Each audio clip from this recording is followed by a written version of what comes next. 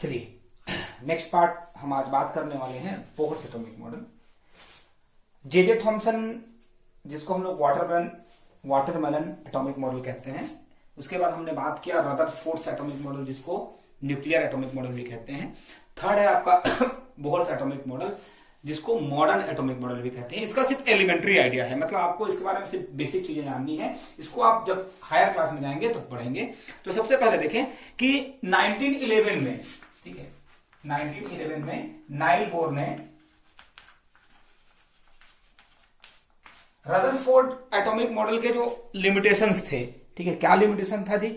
Limitation ये था कि उसने कहा था कि इलेक्ट्रॉन रैंडम तरीके से मूव करता है न्यूक्लियस के चारों तरफ, ठीक है, जिसके बाद ये हुआ कि अगर रैंडम तरीके से मूव करेगा तो जाके न्यूक्लियस में ही गिर जाएगा, ठीक है, और गिरेगा तो कोलैप्स कर जाएगा, ठीक है। सेकेंड ये था कि एनर्जी कहां से आती है या एनर्जी कहां जाती है, इसके बारे में नहीं समझा पाया था। तो इन दोनों प्रॉब्लम्स को लेकर के नाइल बोर ने एक एक्सपेरिमेंट किया और उसमें बताया कि किसी भी एटम का जो न्यूक्लियस होता है वो हार्ड मटेरियल होता है, ठीक है, smaller in size, rigid in nature, ठीक है, हाईली पॉजिटिव, प्रोटॉन के प्रेजेंस के कारण पॉजिटिव होता है, ठीक है, और हाईली डेंस होता है, ठीक है।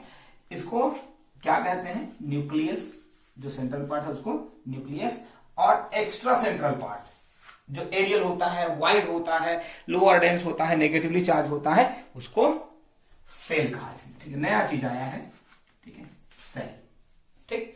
अब नाइल बोर ने ये नहीं कहा कि ये जो है रैंडम होता है, ठीक है, इसने कहा था कि न्यूक्लियस के चारों तरफ, ठीक है, डिफरेंट एनर्जी लेवल्स होते हैं जिनको सेल कहा जाता है। मतलब डिस्टेंस बढ़ने के साथ साथ सेल का साइज बढ़ते जाता है, और सेल का साइज बढ़ने के साथ साथ उसमें नंबर ऑफ इलेक्ट्रॉन भी बढ़ते जाते हैं। और किसी भी सेल में नंबर ऑफ इलेक्ट्रॉन को कैलकुलेट करने के लिए एक फॉर्मूला उन्होंने दिया है 2n², ठीक है। यहां n क्या है? n मेन क्वांटम नंबर की वैल्यू है, या जिसको आप सेल का सीक्वेंस नंबर समझ सकते हैं, 1 2 3 4 ऐसा, ठीक है। उसके बेसिस पे इन्होंने बताया कि किस सेल में कितने इलेक्ट्रॉन हो सकते हैं, ठीक है। फॉर एग्जाम्पल n की वैल्यू 1 हो तो क्या होगा? सिर्फ 2 ही, 1 2 इंटू 1² मतलब 1, और 2 इंटू 1 इट मीन्स 2, ठीक है। फर्स्ट में सिर्फ 2 ही इलेक्ट्रॉन होंगे।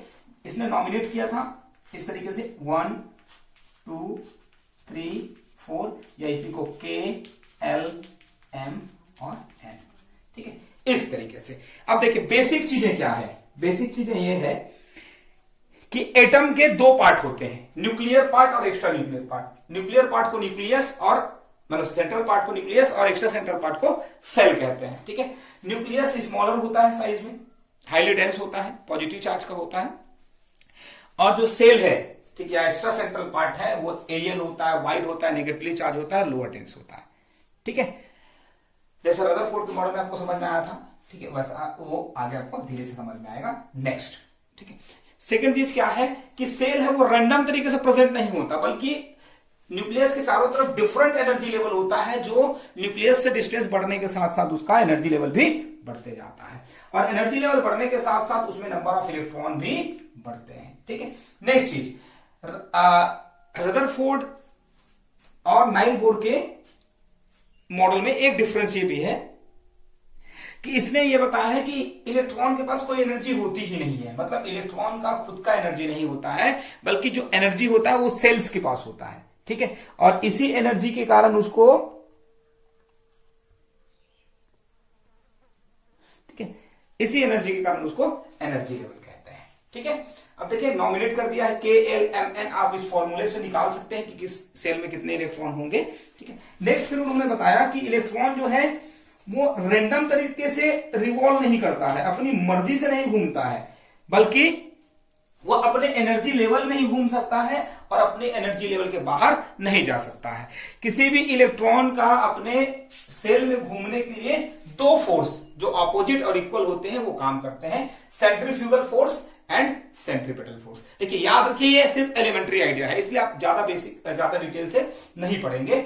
दो फोर्स है, एक उसको अंदर खींच के रखता है और दूसरा बाहर, दोनों इक्वल और ऑपोजिट हैं, ठीक है। और इसी इक्वल और ऑपोजिट होने के कारण जो है इलेक्ट्रॉन ना तो अंदर की तरफ मूव करता है, नहीं बाहर जाता है, ठीक है, बस वो अपने सर्कल में घूमते रहता है, ठीक। तो ये बेसिक चीजें थी नाइल बोर के एटॉमिक मॉडल की। ये एलिमेंट्री आइडिया है, इसके बारे में जो आप नेक्स्ट क्लास में जब जाएंगे तो डिटेल से पढ़ेंगे, और उसको इसके साथ साथ इसका वेल डिफाइंड एनर्जी पढ़ेंगे कि जब एनर्जी इलेक्ट्रॉन एक एनर्जी लेवल से दूसरे में जाता है या आता है, ठीक है, तो क्या फेनोमेना होते हैं वो सब। ठीक है, तो इतना समझ लीजिए, याद कर लीजिए कि थर्ड मॉडल है ये बोर्स एटॉमिक मॉडल, जिसको हम लोग मॉडर्न एटॉमिक मॉडल भी कहते हैं। Okay, thank you.